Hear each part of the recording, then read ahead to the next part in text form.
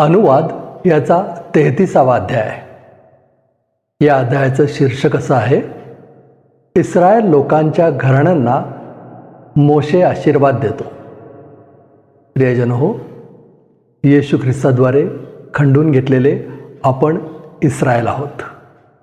म्हणून ही जी वचने मी आता वाचणार आहे ही आपल्यासाठी आहेत हे समजून या वचनांचा स्वीकार करा. वाचूया ही वचनं. देवाचा भक्त मोशे याने आपल्या मृत्यूपूर्वी इस्रायल लोकांना आशीर्वाद दिला तो असा. तो म्हणाला, परमेश्वर सिनायहून आला, तेईराहून आमच्यावर उदय पावला.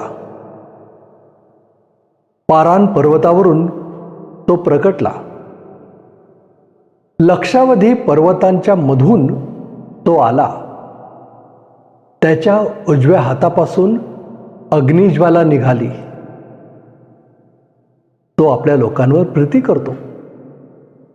त्याचे सर्व पवित्र जन तुझ्या हाती आहेत. ते तुझ्या पायाशी बसले आहेत. त्यांनी तुझी वचने ग्रहण केली आहेत. मोशेने आम्हाला नियमशास्त्र नेमून दिले, ते याकोबाच्या मंडळीचे वतन होय. लोकांचे प्रमुख एकत्र जमले, इस्रायलाचे वंश एकवटले.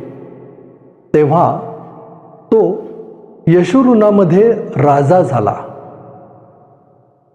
हे यशुरूना, देवासमान कोणी नाही. तो तुझ्या सहाय्यासाठी मेघमंडळावर आरूढ होऊन आपल्या प्रतापाने आकाश मार्गाने धाव घेतो. अनादी देव तुझा आश्रय आहे. सनातन बाहूंचा तुला आधार आहे. त्याने शत्रूला तुझ्या पुढून हाकून दिले व म्हटले, त्याचा नाश कर. इस्रायल सुरक्षित राहतो. धान्य व द्राक्षरस यांनी समृद्ध अशा प्रदेशी याकोबाचा झरा अलग उफाळत आहे आणि त्याच्यावरचे आकाश दहीवर वर्षते. हे इस्रायला, तू धन्य आहेस. परमेश्वराने उद्धारलेल्या राष्ट्रा, तुझ्या समान कोण आहे? तो तुझ्या सहाय्याची ढाल आहे. तुझ्या प्रतापाची तलवार आहे. ह्यामुळे तुझे शत्रू तुला शरण येतील. तू त्यांची उच्च स्थाने पादाक्रांत करशील. शालोम प्रियजन हो, अनुग्रह प्रार्थना सहभागितेच्या आजच्या या ऑनलाईन उपासनेमध्ये आपणा सगळ्यांचं मनपूर्वक स्वागत. आपण आत्ताच प्रभूनं इस्रायलासाठी म्हणजे आपल्यासाठी जो आशीर्वाद दिला आहे तो ऐकला. परमेश्वर किती चांगला आहे. चला त्याची उपासना करूया, प्रार्थना करूया आणि ही उपासना त्याच्या हातात देऊया. प्रार्थना करू. परमदयाळू परमेश्वरा, तू धन्य आहेस. सार्वभौम राजा आहेस. महापराक्रमी परमेश्वर आहेस. आणि प्रभू, तू आमच्यावर प्रेम करतोस. तू आमच्यावर लक्ष ठेवून आहेस. तू आमचा विजय आहेस. किती मोठा आशीर्वाद आहे. प्रभू, आजचं तुझं वचन आम्ही वाचलं. तू आमच्यासाठी आशीर्वाद देण्यास उत्सुक आहे हे पाहिलं. आणि प्रभू, आमचं अंतःकरण तुझ्या उपकार स्तुतीनं भरून गेलं. आम्हाला तुझी आराधना करायची आहे. यासाठीच आज आम्ही एकत्र जमलेलो आहोत. तुला विनंती करतो प्रभू, तू आमचं नेतृत्व कर. तुझ्या सानिध्याचा आनंद आम्हाला मिळू दे. आणि प्रभू, तू आम्हाला जो आशीर्वाद देणार आहेस तो आम्ही इतरांनाही द्यावा, म्हणून तू आमचं सहाय्य कर. आमचं अशक्तपण आपल्या हातात घे. तुझ्या शक्तीने आम्हाला भर. आज उपासनेमध्ये आमचं लक्ष विचलित करणारी सर्व परिस्थिती, मनातले विचार तू दूर ठेव. आम्हाला तुझ्या ठाई एकाग्र मन दे आणि आत्म्याने आणि खरेपणानं आम्ही तुझी आराधना करावी म्हणून तू आमचं सहाय्य कर. तू आमचं नेतृत्व कर. प्रार्थना येशू आमचा तारणारा त्याच्या नावानं करतो म्हणून तू ऐक. आमेन. चला प्रियजन हो, प्रभूची उपकार स्तुती करूया, स्तुतिगीतं गाऊया. आज साताऱ्याहून संजीवनीताई आणि अर्पणा दोघीजणी प्रभूची स्तुतिगीतं गाण्यामध्ये आपलं पुढारीपण करतायत. आज मी मुद्दाम संजीवनीताईची गाणी निवडलीत. याचं कारण असं, कालच तिचा वाढदिवस झाला. हॅपी बर्थडे संजीवनीताई. तिची गाणी ऐकूया, प्रभूची उपकार स्तुती करूया.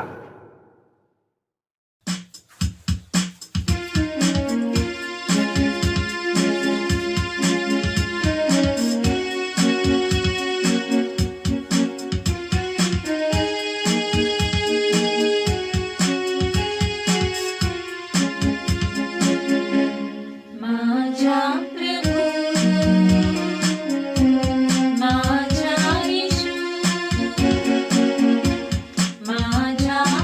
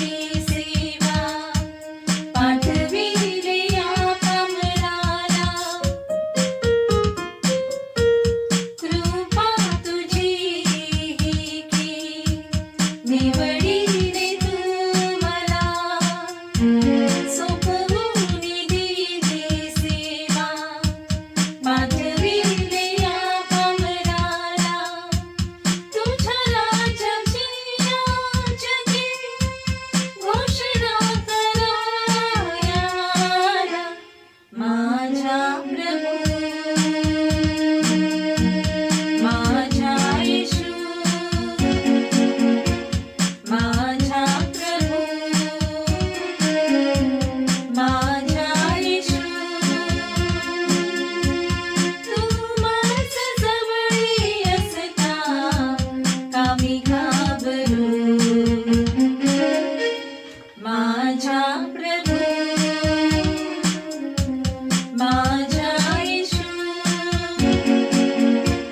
माझ्या प्रभू माझ्या येशू माझ्या प्रभू माझ्या येशू.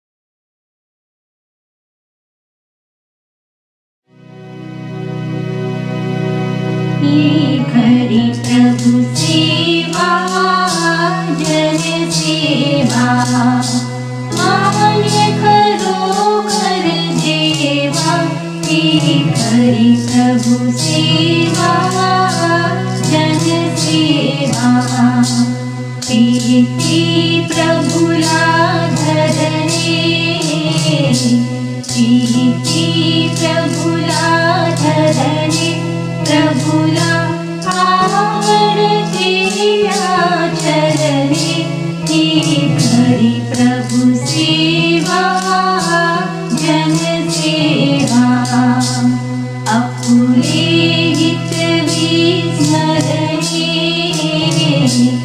आपुले आपुले हित विस्मरणे परहित केवळ आपुले गणने ही खरी प्रभु सेवा जनसेवा ही कोणी नच मधने ही कोणी नच मधने प्रभुला गौरव आवडे देणे ही खरी प्रभु सेवा जनसेवा शुभवृत्ता गाजविणे शुभवृत्ता गाजविणे अवघे जीवित त्यातच सरणे ही खरी प्रभु सेवा जनसेवा मान खरोखर देवा ही खरी प्रभु सेवा जनसेवा.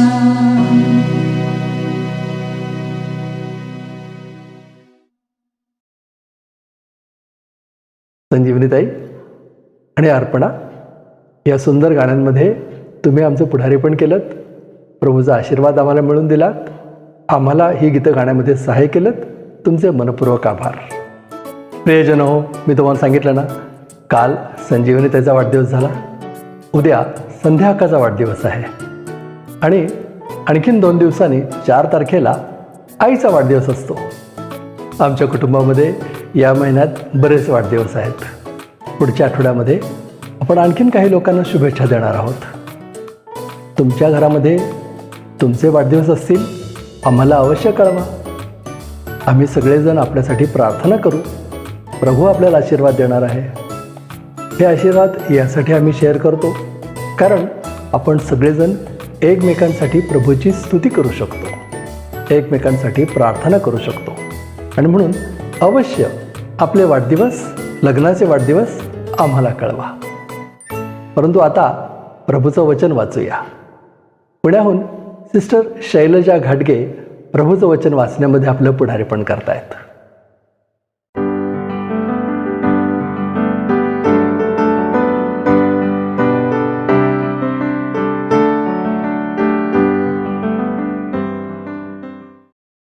कलस्सेकरास पत्र याचा 4था अध्याय 2 ते 6 ही वचने आपण वाचूया. प्रार्थना व रोजची वागणूक. प्रार्थनेत तत्पर असा व तिच्या उपकार स्तुती करीत जागृत राहा. आणखी आम्हासाठीही प्रार्थना करा, अशी की ख्रिस्ताच्या ज्या रहस्यामुळे मी बंधनातही आहे ते सांगावयास देवाने आम्हासाठी वचनाकरिता दार उघडावे. यासाठी की जसे मला बोलले पाहिजे तसे बोलून मी ते रहस्य प्रकट करावे. बाहेरच्या लोकांबरोबर सुज्ञतेने वागा. संधी साधून घ्या. तुमचे बोलणे सर्वदा कृपायुक्त, मिठाने रुचकर केल्यासारखे असावे, म्हणजे प्रत्येकाला कस कसे उत्तर द्यावयाचे हे तुम्ही समजावे. येथे शास्त्रपाठ संपतो.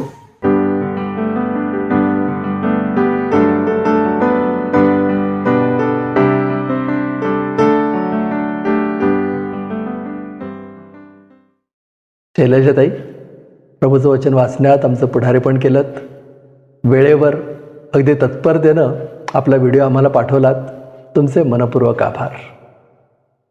आता वेळ झाली आहे दानार्पणाची. आपल्या परिचयाचं हे गीत आहे होईल वृष्टी कृपेची. गाऊया आणि आपलं दान प्रभूच्या चरणी आणूया.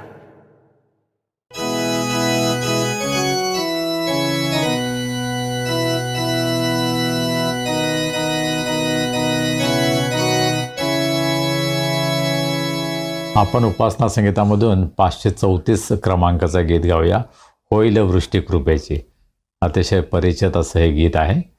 ते गाणं आपण गाऊया आणि हे गाणं गात असताना आपण आपलं दान परमेश्वराच्या सेवेसाठी अर्पण करूया.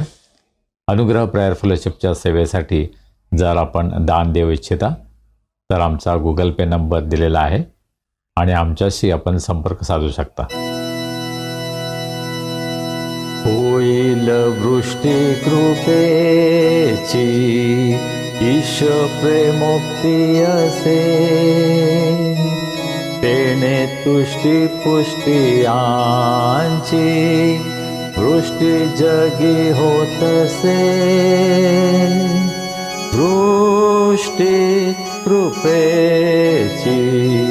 वृष्टी कृपेची हवी, बिंदू येताती दयेची आम्हासु वृष्टी हवी. होईल वृष्टी कृपेची स्फूर्तिदायी थोरती, ये झोड भारी वारीची हिंड्याटे काढात ती. वृष्टी कृपेची हवी, बिंदू येताती दयेची आम्हासु वृष्टी हवी.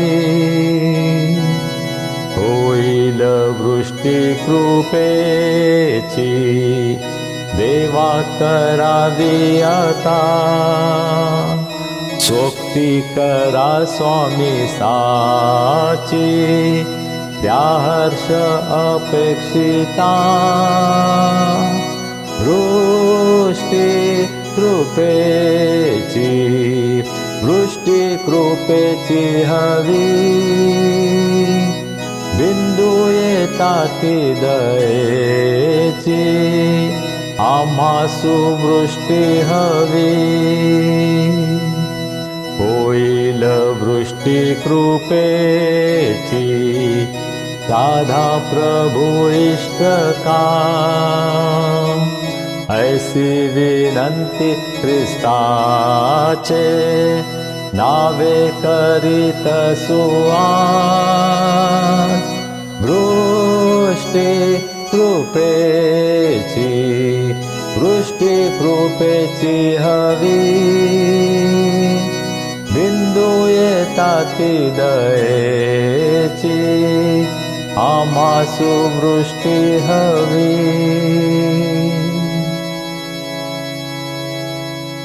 आपण प्रार्थना करूया आणि हे दान प्रभूच्या हातामध्ये सोपूया. हे आमचे अत्यंत प्रेमळ परमेश्वरा, आम्ही तुला मनापासून धन्यवाद देतो, कारण तू आमचा जिवंत देव आहेस. तू आमची काळजी घेतोस, तू आम्हाला सांभाळणारा आमचा उत्तम मेंढपाळ आहेस. हे प्रभू, रोज आणि रोज तू आम्हाला सांभाळतोस. तुझी कृपा, तुझी दया याचा अनुभव आमच्या जीवनामध्ये आम्ही घेतो. तुझ्या सर्व आशीर्वादांची जाणीव ठेवून अत्यंत अल्प असं दान आज आम्ही तुझ्या भांडारामध्ये आणलं आहे. प्रभू, या दानाचं तू स्वीकार कर, हे दान आशीर्वादित कर. तुझं कार्य या जगामध्ये अधिकाने अधिक वाढावं, अनेकांना तुझी ओळख व्हावी, तुझा महिमा व्हावा, तुझं गौरव व्हावं, यासाठी प्रभू या दानाचा उपयोग तू करून घे. अनुग्रह, प्रेयर फेलोशिप आणि हा संदेश ऐकणाऱ्या प्रत्येकाच्या जीवनामध्ये प्रभू तुझं अद्भुत कार्य तू करावंस अशी आम्ही तुला विनंती करतो. प्रभू, आम्ही तुझ्या वचनाकडे वळत असताना आम्ही तुझं सहाय्य मागतो. आम्ही तुला विनंती करतो, पवित्र आत्म्याच्या द्वारे या वचनांचा उलगडा तो आम्हाला कर. तुझी इच्छा समजण्यासाठी, तुझ्या आज्ञा पाळण्यासाठी प्रभू आम्हा सर्वांना तुझी कृपा तू पुरव. आम्ही सर्वजण स्वतःला तुझ्या हातामध्ये सोपवतो. तू आम्हाला चालव. तारणारा प्रभू येशू ख्रिस्त याच्या नावाने आम्ही ही प्रार्थना करतो, म्हणून तो ऐक. आमेन. प्रियजनो, आता वेळ झाली आहे देवाचा संदेश ऐकण्याची. देवाचे सेवक, आपल्या सगळ्यांचे आवडते रेव्हरंड संजय डेव्हिड गायकवाड प्रभूचा संदेश आपल्यापर्यंत आणतायत. आज आपण कलसेकराच्या पत्राचा अभ्यास करत असताना 31व्या भागात आहोत.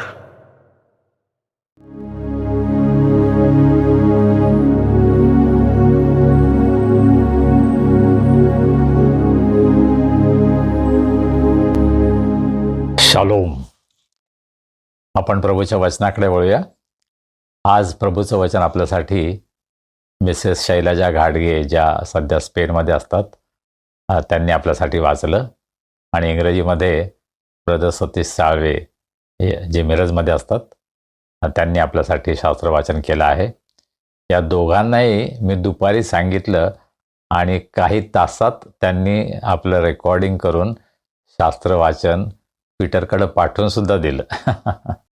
अतिशय तत्परतेनं या दोघांनीही, ब्रदर साळवे आणि सिस्टर शैलजा यांनी शास्त्र वाचन केलं आणि पाठवलं.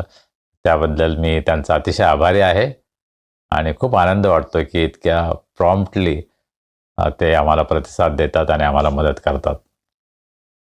सिस्टर शैलजा मला म्हटल्या की मागच्या रविवारी सुद्धा हा शास्त्रभाग वाचण्यात आला. मी म्हटलं हो, परंतु आपण त्याच शास्त्रभागावर पुन्हा मनन करणार आहोत. हो, आपण खरं म्हणजे ही कदाचित तिसरी वेळ आहे की त्याच शास्त्रभागावर मनन करत आहोत. आपण कलसेकारास पत्राचं 4था अध्याय आणि 2ऱ्या वचनावर मनन केलं आणि त्यानंतर आज आपण 3ऱ्या आणि 4थ्या वचनावर मनन करत आहोत. आणि कदाचित पुढच्या वेळेस 5 आणि 6 या वचनांवर आपण मनन करू. परंतु हा शास्त्रभाग आपण पुन्हा पुन्हा वाचणार आहोत, यासाठी की फक्त एकच वचन तेवढंच वाचून आपण त्यावर बोलत नाही, त्यावर मनन करत नाही, परंतु तो संपूर्ण शास्त्रभाग काय आहे, तो कंप्लीट पॅसेज काय आहे हे समजून घ्यायचा आपण प्रयत्न करतो. आणि त्या शास्त्रभागाच्या संदर्भामध्ये हे वचन काय सांगतं हे समजण्याचा आपला प्रयत्न असतो. आणि इंग्रजीमध्ये आपण असं म्हणतो की we study in the context. त्याचा कॉन्टेक्स्ट काय, त्याचा संदर्भ काय आहे, त्या संदर्भामध्ये ते वचन जाणून घ्यायचा आपण प्रयत्न करतो. तर पहा, याचं टायटलच काय आहे, प्रार्थना व रोजची वागणूक. प्रार्थना हा विषय आहे, परंतु त्याचा आपल्या रोजच्या जीवनावर काय परिणाम होतो या गोष्टीसुद्धा आपण पाहणार आहोत. तर आज आपण 3ऱ्या वचनावर अभ्यास करणार आहोत, परंतु त्या अगोदर 2ऱ्या वचनामध्ये काय आहे ज्याच्यावर आपण मागच्या वेळेस मनन केलं हे आपण पाहून मग आपण 3ऱ्या वचनाकडे जाऊया. 2ऱ्या वचनामध्ये असं म्हटलं आहे, प्रार्थनेत तत्पर असा व तिच्यात उपकास्तुती करीत जागृत राहा. आपण 3 गोष्टी पाहिल्या नाही का मागच्या वेळेस. पहिली गोष्ट प्रार्थनेमध्ये तत्पर असणं, परसिव्हिअर इन प्रेयर. दुसरी गोष्ट जागृत राहा प्रार्थनेमध्ये. इंग्रजीमध्ये हे वचन जसं आहे त्या प्रकारे हे मनन मी घेतलेलं आहे. आणि तिसरी गोष्ट आहे की उपकार स्मरण करा. जागृत राहा, उपकार स्मरण करा. तत्पर असा, जागृत असा, उपकार स्मरण करा. अशा प्रकारे या एका वचनामध्ये 3 गोष्टी आपण पाहिल्या आणि त्यावर आपण जवळजवळ 20-25 मिनटं मागच्या वेळेस मनन केलं आणि त्यामधून बऱ्याच गोष्टी प्रभूने आम्हाला शिकवल्या असा माझा विश्वास आहे. आता 3ऱ्या वचनामध्ये पौल काय म्हणतो, आणखी आम्हासाठी प्रार्थना करा, अशी की ख्रिस्ताच्या ज्या रहस्यामुळे मी बंधनातही आहे ते सांगावयास देवाने आम्हासाठी वचनाकरता दार उघडावे. पण 2ऱ्या वचनामध्ये प्रार्थना कशी करावी हे पौल सांगतो आणि मग 3ऱ्या वचनामध्ये तो म्हणतो की आणि आमच्यासाठी पण प्रार्थना करा.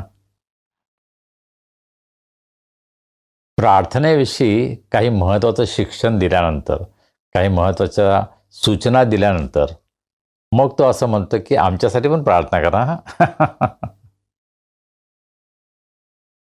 पौल हा देवाचा फार मोठा सेवक होता. तो विद्वान होता, अनुभवी होता. तो अतिशय प्रार्थनामय जीवन जगत होता. सेवेमध्ये तो अतिशय तत्पर होता. तो जेव्हा प्रार्थनेविषयी सांगतो ना, प्रार्थनेत तत्पर असा, जागृत असा, उपकास्तुती करा, त्यावेळेस या सगळ्या गोष्टी त्यानं आपल्या जीवनामध्ये अनुभवल्या होत्या. त्या प्रकारे तो वागत होता, त्याचं पालन तो करत होता. आणि असं असूनही आपले जे वाचक आहेत त्यांना तो म्हणतो आम्हासाठी प्रार्थना करा. मग जेव्हा एखादी व्यक्ती म्हणते ना आम्हासाठी प्रार्थना करा, त्याचा अर्थ ती व्यक्ती कबूल करते की मला प्रार्थनेची गरज आहे. आज आपण अशा जगामध्ये राहतो ज्या जगामध्ये लोकांना इंडिपेंडंट, स्वतंत्र राहायला आवडतं. आम्ही कोणावरही अवलंबून नाही. दुसऱ्यावर अवलंबून राहणं ही एक प्रकारची कमतरता आहे, उणीव आहे, असं लोकांना वाटतं. मला कुणाची गरज नाही. मी स्वतंत्र आहे. मी सेल्फ सफिशियंट आहे. मला स्वतःचं माझी काळजी घेता येते. मला कुणाची गरज नाही. अशा प्रकारची एक प्रवृत्ती जगामध्ये आपल्याला आढळते. त्यामुळे इतरांबरोबर संबंधसुद्धा ठेवायची गरज नाही, असं सुद्धा अनेकांना वाटतं. पहा, बायबल आम्हाला काय शिकवतं की आम्हाला एकमेकांची गरज आहे. आम्ही एकमेकांसाठी प्रार्थना करावी, एकमेकांना धीर द्यावा, उत्तेजन द्यावं, मदत करावी. हे पवित्रशास्त्राचं शिक्षण आहे. आणि समाजशास्त्रसुद्धा काय शिकवतं? मनुष्य हा समाजप्रिय प्राणी आहे. Man is a social animal. Me BA असताना सोशॉलॉजीचा अभ्यास केला आणि त्या गोष्टी मला आठवतात. सामाजिक जीवन हे प्रत्येक व्यक्तीसाठी अत्यंत आवश्यक आहे. ते आमचं जीवन समृद्ध करतं. आम्हाला एकमेकांची मदत लागते, एकमेकांवर अवलंबून राहावं लागतं, हे आम्ही कबूल करतो. पुष्कळदा आम्हाला असं वाटतं माझ्याकडं पैसा आहे, माझ्याकडं साधनं आहेत, म्हणून मला इतरांची काही गरज नाही. मला इतरांची गरज आहे हे कबूल करणं, यामध्ये आमची नम्रता असते. ज्यांच्या जीवनामध्ये नम्रता नाही, एक प्रकारचा गर्व आहे, त्यांना इतरांची मदत घेण्यामध्ये कमीपणा वाटतो. आपल्याला उणीव आहे म्हणूनच नाही, परंतु इतरांची मदत घेणं हे सुद्धा एक चांगलं लक्षण आहे. ती एक चांगली प्रवृत्ती आहे. अत्यंत बलवान, अत्यंत श्रीमंत अशी माणसंसुद्धा इतरांची मदत घेऊ शकतात. आता प्रार्थनेच्या बाबतीमध्ये आम्हाला इतरांच्या प्रार्थनेची गरज आहे हे आपण कबूल करणं, हा सुद्धा एक चांगला गुण आहे. काही ख्रिस्ती व्यक्तींमध्ये, पुरुषांमध्ये आणि स्त्रियांमध्ये मला असं वाटतं की या गुणाची कमतरता आहे. इतरांना सांगणं की माझ्यासाठी प्रार्थना कर, हे त्यांना कमीपणाचं वाटतं. कोविड काळामध्ये एक पाळकसाहेब होते, ते आजारी होते आणि म्हणून दुसऱ्या एका बंधूनं जे त्यांना ओळखत होते त्यांनी एका ग्रुपमध्ये माहिती दिली की कृपा करून पाळकसाहेबांसाठी प्रार्थना करा, कारण ते कोविडने आजारी आहेत. आणि या गोष्टीचा पाळकसाहेबांच्या मुलाला फार राग आला. त्यांना काय कोविड वगैरे झाला नाही, कशाला त्यांचं नाव दिलं प्रार्थनेसाठी. आणि मग काही दिवसांनी कोविडमध्येच ते पाळकसाहेब मरण पावले. मला माहीत नाही पाळकसाहेबांविषयी, परंतु त्यांच्या मुलाला कदाचित यामध्ये कमीपणा वाटत होता की आमच्या वडिलांना कोविड आहे, हे सांगणं, कबूल करणं, प्रार्थनेची विनंती करणं.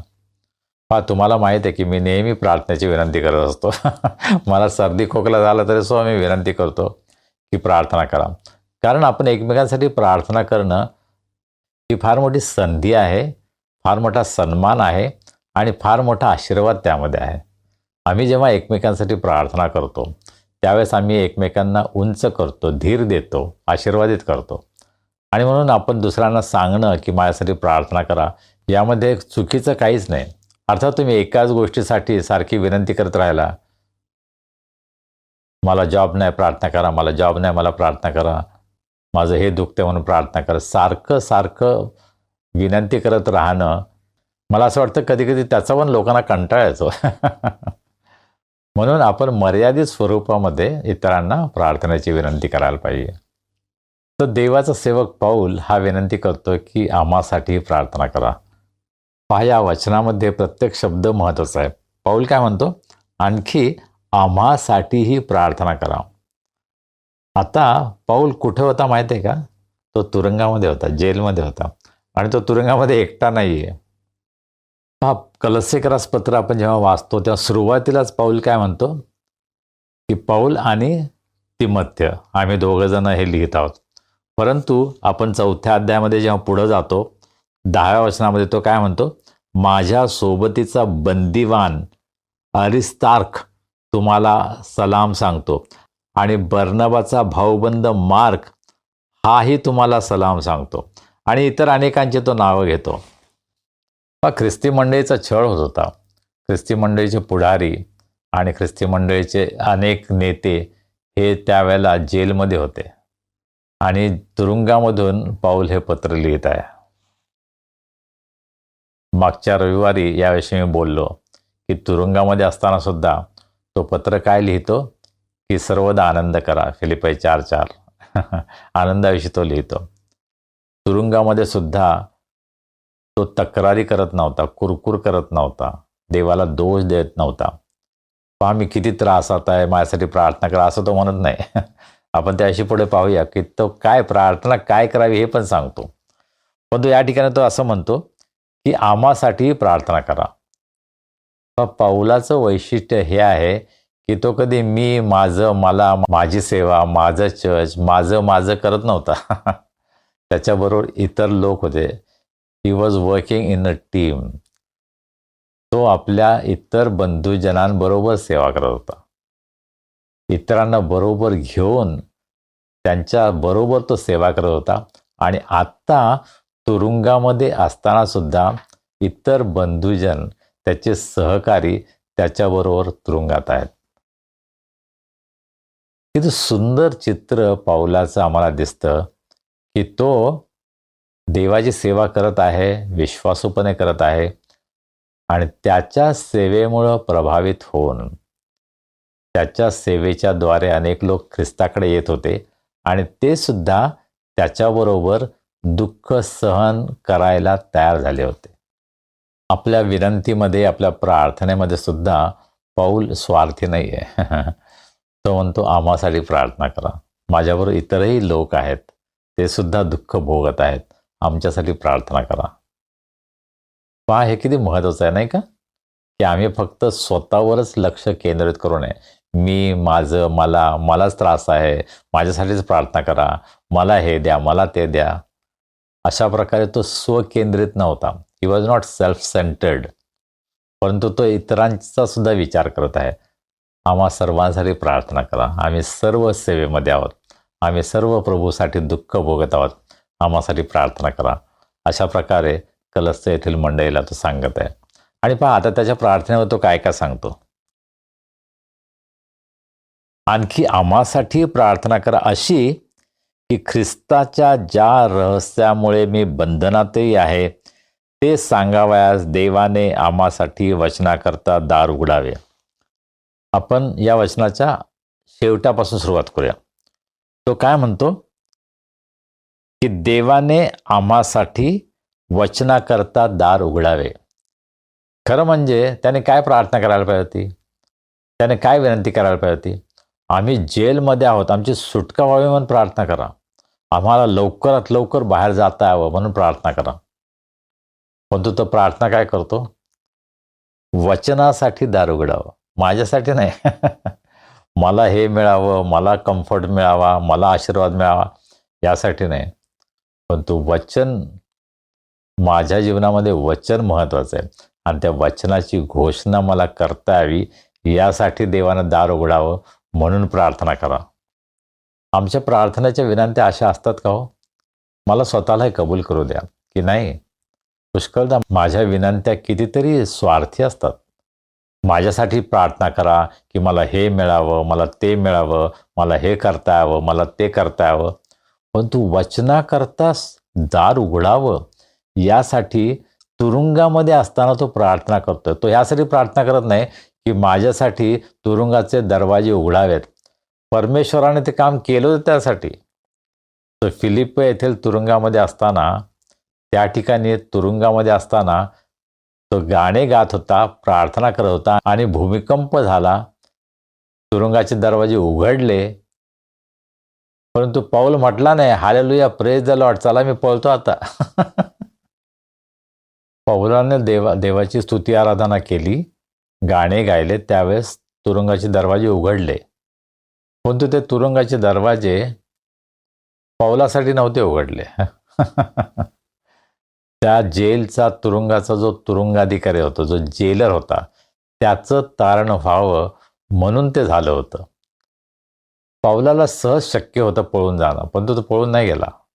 या उलट तो जो तुरुंगाधिकारी आहे तो स्वतःला मारून घेणार होता.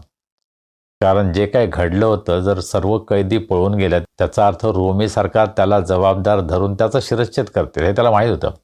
पण त्याच्यापेक्षा आपणच आपला जीव घ्यावा असं त्याला वाटलं आणि तो स्वतःला मारून घेणार होता. तेवढ्यात पौल म्हटलं की आम्ही इथंच आहोत, आम्ही कोणी गेलो नाही. पाऊल स्वतः नाही गेला, इतर सुद्धा कोणी गेले नाहीत. आणि त्याचा जीव वाचला, त्यानं पश्चाताप केला आणि त्यानं पाऊलाचे आणि त्याच्या सहकाऱ्यांच्या जखमा धुतल्या, त्याच्यावर त्याने तेल लावलं, त्यांची सेवा केली आणि त्याच रात्री त्यानं बाप्तिस्मा घेतला. तुरुंगाचे दरवाजे पाऊलासाठी नव्हते उघडले. तुरुंगाचे दरवाजे यासाठी उघडले होते की त्या तुरुंगाधिकाऱ्याचं आणि त्याच्या संपूर्ण घराण्याचं तारण व्हावं. देव कधी कधी आमच्या प्रार्थनांना इतक्या वेगळ्या प्रकारे उत्तर देतो की आम्हाला कधी कधी समजत नाही, पण आम्ही ते समजून घ्यायचा प्रयत्न करायला पाहिजे. माझ्या प्रार्थनेचं उत्तर देव कशा प्रकारे देत आहे? वचनाकरता दार उघडावं, ही पौलाची प्रार्थना होती. आपल्या वैयक्तिक गोष्टीसाठी तो मागत नाही. या तुरुंगाचे दरवाजे उघडू दे. आधुनिक काळातील एखादा जर प्रॉफेट किंवा अपॉस्टल असता तो म्हणतो, in the name of Jesus I command this doors to be open. कदाचित मी सुद्धा ती प्रार्थना करेन, पण नाही. पौलानं अशी नाही प्रार्थना केली की दरवाजे उघडू दे. पौल म्हटलं की वचनासाठी दार उघडू दे, वचनासाठी मला संधी मिळू दे. मग त्या तुरुंगामध्ये असू दे किंवा तुरुंगाच्या बाहेर असू दे, परंतु वचन मला गाजवता यावं यासाठी तो विनंती करत आहे. पाऊलाचं प्राधान्य किती स्पष्ट होतं नाही का? अतिशय उच्च प्रकारचे विचार तो करत होता. तो स्वार्थी प्रार्थना नव्हता करत. मला बरं वाटावं, मला हे मिळावं, मला ते मिळावं, यासाठी तो मागत नव्हता. वचनाकरता देवानं दार उघडावं यासाठी प्रार्थना करा. आमच्या प्रार्थना कशा असतात? आम्ही एकमेकांना विनंती करतो त्यावेळेस अशी प्रार्थना कधी करतो का? आम्ही ज्यावेळेस प्रार्थनेची विनंती करतो अशा प्रकारे कधी करतो का विनंती की मी आता फार त्रासात आहे, परंतु देवा तुझ्या वचनाकरता दार उघडू दे. मी हॉस्पिटलमध्ये आहे, मला खूप त्रास होत आहे, किंवा मी अमुक ठिकाणी आहे, मला त्रास होत आहे, अशी प्रार्थना केली का आपण कधी की प्रभू तुझ्या वचनासाठी दार उघडू दे? आमची प्रार्थना स्वार्थी असते. प्रभू मला बरं कर, मला हे कर, मला ते कर. आम्ही पावलाप्रमाणे अतिशय उच्च अशा प्रकारची प्रार्थना करायला शिकलं पाहिजे. प्रभू माझी इच्छा नाही, माझ्यासाठी मागत नाही, परंतु तुझी इच्छा पूर्ण होऊ दे, तुझं वचन गाजवलं जाऊ दे. ही प्रार्थना त्याच्या ऐकणाऱ्यांनी वाचणाऱ्यांनी करावी. अशा प्रकारे तो आपली इच्छा व्यक्त करतो. आम्हासाठी प्रार्थना करा यासाठी की देवानं आम्हासाठी वचनाकरता दार उघडावे. त्याच्या अगोदरचं काय की ख्रिस्ताच्या ज्या रहस्यामुळे मी बंधनातही आहे. देवानं वचनाकरता दार उघडावं, पण त्याच्या अगोदर तो आणखीन एक गोष्ट सांगतो. ख्रिस्ताच्या ज्या रहस्यामुळे मी बंधनातही आहे ते सांगावयास. पौल या ठिकाणी आपल्या सर्व परिस्थितीचं वर्णन करत आहे. मी बंधनामध्ये आहे, मी जेलमध्ये आहे, मी तुरुंगामध्ये आहे, मी त्रासामध्ये आहे, दुःखामध्ये आहे, वेदनेमध्ये आहे. ते दूर व्हावं यासाठी तो प्रार्थना करतच नाही. परंतु प्रार्थना त्याची ही आहे की ख्रिस्ताच्या ज्या रहस्यामुळे मी बंधनात आहे. मी कशामुळे बंधनात आहे? मी चोरी केली, मी खून केला, मी भ्रष्टाचार केला, मी पाप केलं, याच्यामुळं नाही. ख्रिस्ताच्या रहस्यामुळे मी बंधनात आहे. काय ख्रिस्ताचं रहस्य? ख्रिस्ताचं रहस्य म्हणजे येशू ख्रिस्त हा तारणारा आहे, हे रहस्य. कसं बरं? संपूर्ण जुना करार हा प्रभू येशू ख्रिस्त हा कसा मसीहा आहे, तारणारा आहे, हे सांगतो. आणि आता ज्यावेळेस प्रभू येशू ख्रिस्त आलेला आहे, बाप्तिस्मा करणारा योहान त्याच्याकडे पाहून काय म्हणतो? हा पहा जगाचं पाप हरण करणारा देवाचा कोकरा. आणि असं झालेलं असताना योहानाच्या शुभवर्तमानामध्ये 3ऱ्या अध्यायामध्ये निकोदेमस जो यहुद्यांचा पुढारी आहे, जो उत्तम शिक्षक आहे, तो रात्रीच्या वेळेस येतो. आणि हा जो शास्त्राचा पंडित होता, अधिकारी होता, त्याला माहीतच नाही नवा जन्म म्हणजे काय. जे रहस्य जुन्या करारामध्ये देवाने सांगितलं होतं ते अद्याप त्याला समजलं नव्हतं आणि प्रभू येशू ख्रिस्तानं त्याला सुवार्ता सांगितली. योहान 3:16 देवानं जगावर एवढी प्रीती केली की जो कोणी त्याच्यावर विश्वास ठेवतो त्याचा नाश होऊ नये, तर त्याला सार्वकालिक जीवन प्राप्त व्हावे. ही सुवार्ता निकोदेमाला माहीतच नव्हती. प्रभू येशू ख्रिस्त हा चांगला शिक्षक आहे हे त्यानं मान्य केलं होतं, परंतु प्रभू येशू ख्रिस्त हा मशिया आहे, देवानं पाठवलेला तारणार आहे, हे रहस्य त्याला प्रगट झालंच नव्हतं. आणि प्रभू येशू ख्रिस्त त्याला ते प्रगट करत होता. आणि जे सर्व शिष्य प्रभू येशू ख्रिस्ताच्या मागे जात होते त्यांना देवानं हे रहस्य प्रगट केलं होतं की हा मसीहा आहे. आणि म्हणूनच पेत्रानं ते जाहीर केलं की तू जिवंत देवाचा पुत्र आहेस, मसीहा आहेस. अर्थात प्रभू येशू ख्रिस्ताचं पुनरुत्थान झाल्यानंतरच सर्व शिष्यांना हा कॉन्फिडन्स आला, हा आत्मविश्वास आला की होय होय हा खरोखर मसीहा होता. परंतु हे रहस्य लोकांपासून गुप्त ठेवलेलं होतं आणि जेव्हा शिष्यांना हे समजलं तेव्हा त्यांनी ते गाजवायला सुरुवात केली. मग पेंटिकॉस्टच्या दिवशी प्रेषितांची कृत्याचा 2 अध्याय 12 वचनापासून पुढं पेत्रानं संदेश द्यायला सुरुवात केली.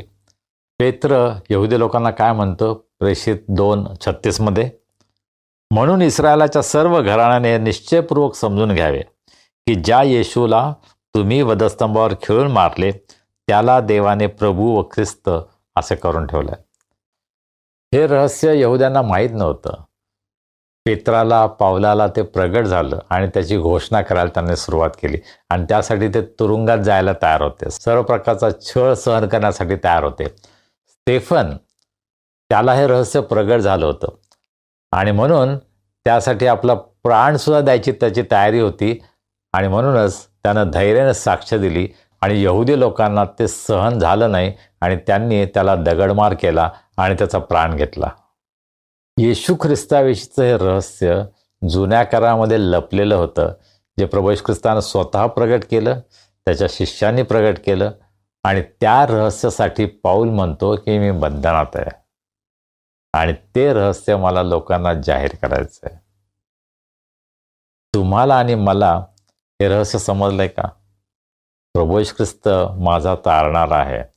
प्रभू येशू ख्रिस्तावर विश्वास ठेवल्यामुळं मला सार्वकालिक जीवन मिळालं आहे. या रहस्यावर आपण विश्वास ठेवला आहे का? तुम्ही ख्रिस्ती घरामध्ये जन्मला म्हणून तुम्ही ख्रिस्ती होत नाही. मलाही तेच वाटायचं. मी तर पाळकाचा मुलगा, मला असं वाटलं की मी पाळकाचा मुलगा आहे, मी ख्रिस्तीच आहे. परंतु ज्यावेळेस मी नसरापूर या ठिकाणी एका विद्यार्थ्यांच्या कॅम्पला गेलो, कॉलेज स्टुडंट्स कॅम्पला USIच्या, मी त्यावेळेस SP कॉलेजमध्ये शिकत होतो. BAच्या 3rd इयरला मला असं वाटतं मी होतो. आणि हे रहस्य देवाने मला प्रगट केलं. मी पश्चाताप केला, प्रभू येशू ख्रिस्ताला माझं तारणार म्हणून स्वीकारलं आणि ते रहस्य मला समजल्यानंतर मी लोकांना जाहीर करायला सुरुवात केली. आणि आज संपूर्ण जगामध्ये जिथे जिथे मला संधी मिळते हे रहस्य मी प्रगट करतो, कारण मला ते रहस्य समजलं आहे. तुम्हाला समजलं आहे का की येशू तुमचा तारणार आहे? येशू ख्रिस्ताच्या बलिदानाद्वारे तुम्हाला सार्वकालिक जीवन मिळालं आहे, हा तुम्हाला विश्वास आहे का? मग शिष्यांना हे रहस्य समजलं होतं आणि त्यांना ते इतकं मौल्यवान वाटलं की ते रहस्य प्रगट करण्यासाठी आपला प्राण जरी गेला तरी हरकत नाही, त्यांची तयारी होती. आणि हे प्रत्येकाच्या जीवनामध्ये घडतं. आज भारतामध्ये असे अनेक लोक आहेत की प्रभू येशू ख्रिस्ताच्या नावासाठी ते छळ सहन करत आहेत. उत्तर भारतामध्ये अनेक ठिकाणी आज मंडळांवर हल्ले होत आहेत. अनेक सेवकांना अटक केली जाते, त्यांना तुरुंगात टाकलं जातं. अनेकांची घरं मोडली जातात, तोडली जातात, चर्चेस तोडले जातात. ओरिसामध्ये बजरंग दलाच्या लोकांनी एका पास्टरला धरलं, त्याला मारलं, त्याच्या गळ्यामध्ये चपलांचा हार टाकला, त्याने गाईचं शेण खावं यासाठी त्याच्यावर जबरदस्ती केली. असे भयंकर प्रकार आज भारतामध्ये होत आहेत. परंतु नंतर दुसऱ्या दिवशी त्या पालकाने काय साक्ष दिली की मी त्या लोकांना क्षमा करतो. कुठून आलं एवढं धैर्य? कारण त्या सेवकाला प्रभू येशू ख्रिस्ताचं हे रहस्य समजलेलं आहे आणि ते रहस्य प्रगट करण्यासाठी कोणती किंमत द्यायची त्यांची तयारी आहे. आज तुमची तयारी आहे का? आपली तयारी आहे का? प्रभू येशू ख्रिस्ताचं जे रहस्य त्याच्या वचनामधून मला प्रगट झालेलं आहे, पवित्र आत्म्याने हे प्रगट केलेलं आहे, ते रहस्य इतरांना सांगण्यासाठी त्याची किंमत देण्याची आमची तयारी आहे का? पुढे पाऊल असं म्हणतो 4थ्या वचनामध्ये, यासाठी की जसे मला बोलले पाहिजे तसे बोलून मी ते रहस्य प्रगट करावे. पहा, हे रहस्य प्रगट करताना मी योग्य शब्दामध्ये बोललं पाहिजे. जसं मला बोललं पाहिजे तसं मी बोलावं, यासाठी देवानं मला कृपा पुरवावी, यासाठी प्रार्थना करा. किती सेवक अशा प्रकारे विनंती करतात आपल्या मंडळीला, आपल्या लोकांना, इतर विश्वासणाऱ्यांना, माझ्यासाठी प्रार्थना करा की मला योग्य रीतीने बोलता यावं. कारण आमच्यापैकी अनेकांना असं वाटतं की नाही, मला चांगलंच बोलता येतं. मी फार चांगला वक्ता आहे, मी फार चांगला प्रीचर आहे, असं आमच्यापैकी अनेकांचा गैरसमज आहे. मला माहिती आहे माझ्यामध्ये काय कमी आहे, काय उणीव आहे, आणि म्हणून मी देवावर अवलंबून राहतो. मी देवाला विनंती करतो, प्रभू मला योग्य ते शब्द दे, तुझे शब्द माझ्या मुखामध्ये घाल. मग प्रार्थनेमध्ये आपण पुष्कळदा म्हणतो की प्रभू तुझे शब्द माझ्या मुखामध्ये घाल, पण तू खरोखर आपण पवित्र आत्म्यावर अवलंबून आहोत का? की पवित्र आत्म्याने आमच्याद्वारे बोलावं, की आम्ही फक्त स्वतःच्या मनाचे विचार, स्वतःचे शब्द, इतरांना आपले स्वतःचे शब्द आपण ऐकवण्याचा तर प्रयत्न करत नाही ना? पुष्कळदा आमचा हा गैरसमज असतो की आम्ही चांगले चांगले उदाहरण दिले की आमचा संदेश चांगला होईल, आमची भाषा फार चांगली असेल, आम्ही जर बोजड असे काही शब्द वापरले तर मग लोकांना चांगलं समजेल, जर काहीतरी असे वेगळे अवघड शब्द वापरले तर मग लोकांना मी आकर्षित करू शकेन. आमची समस्या तीच आहे की आम्ही लोकांना स्वतःकडे आकर्षित करायचा प्रयत्न करतो. आमची प्रार्थना आणि आमचा प्रयत्न हा असला पाहिजे की मला लोकांना ख्रिस्ताकडे न्यायचं आहे, लोक ख्रिस्ताकडे, वधस्तंभाकडे आकर्षित व्हायला पाहिजेत. प्रभू येशू ख्रिस्त स्वतः काय म्हटला?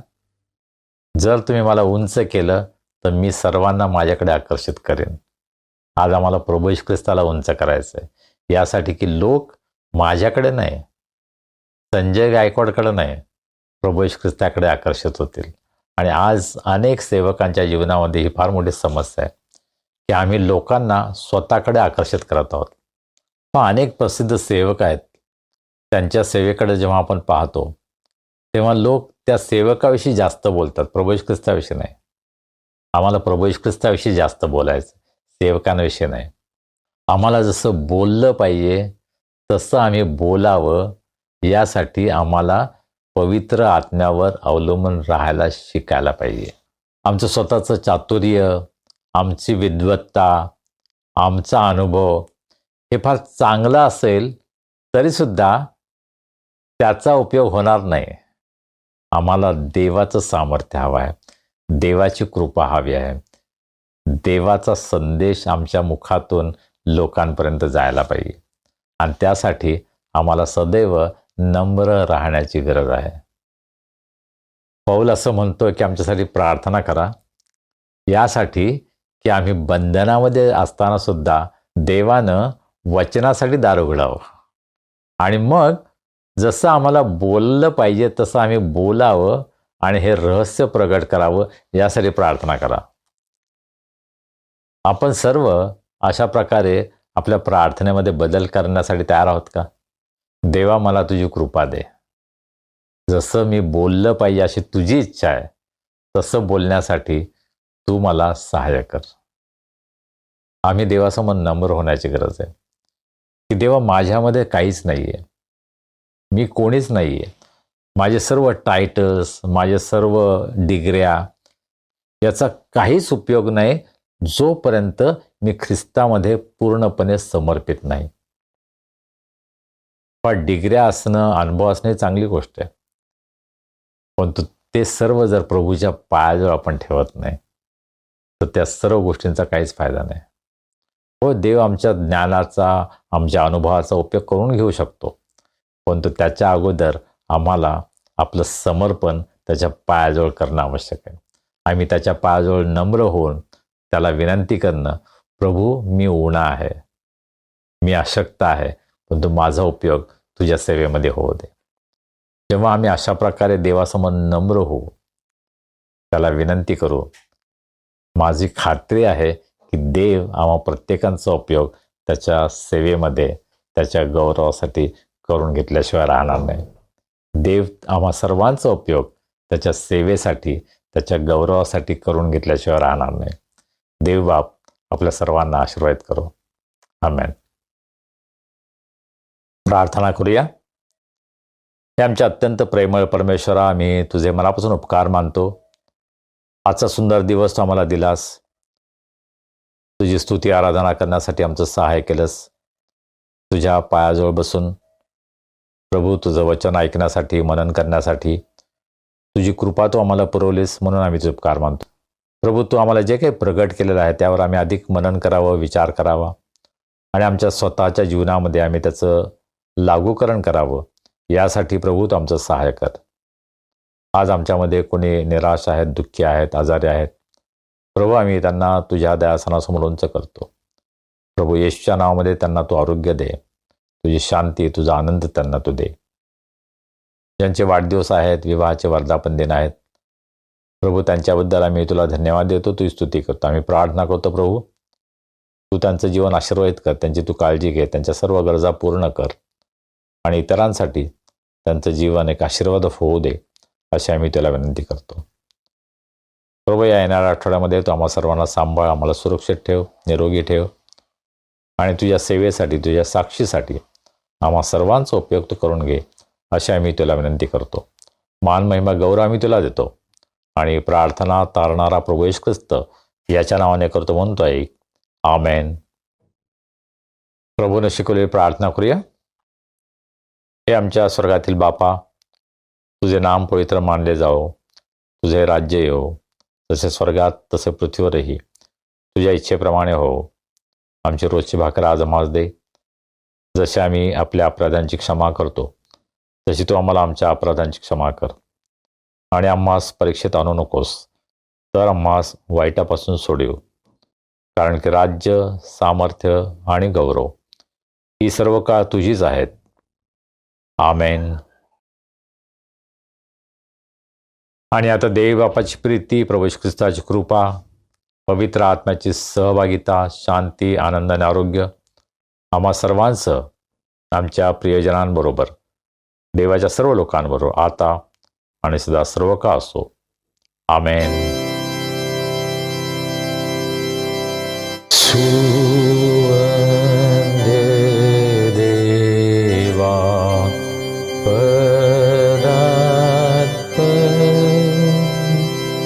स्तवाहो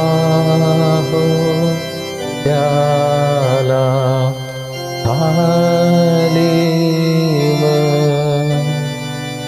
तो बाप पुत्र आत्माचा त्रैत्याला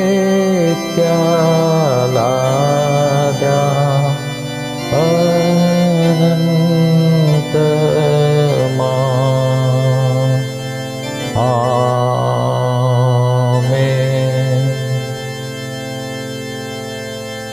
शालोम. काय प्रियजनो, प्रभू तुमच्याशी बोलला, तुम्हाला आशीर्वाद मिळाला. आजची उपासना आवडली. उपासनेची लिंक तुम्ही आपल्या मित्रमंडळी, नातेवाईकांना पाठवताय, त्याबद्दल तुमचे मनपूर्वक आभार. सगळ्यांना उपासनेची लिंक पाठवल्यानंतर हे चॅनल सबस्क्राईब करायला मात्र अवश्य सांगा. त्यामुळं त्यांना या उपासनेची माहिती आपोआपच मिळेल. प्रत्येक वेळेस लिंकची वाट बघण्याची गरज पडणार नाही आणि त्यांना प्रभूचा आशीर्वाद मिळेल. चला, आता भेटूया पुढील रविवारी. तोपर्यंत शालोम.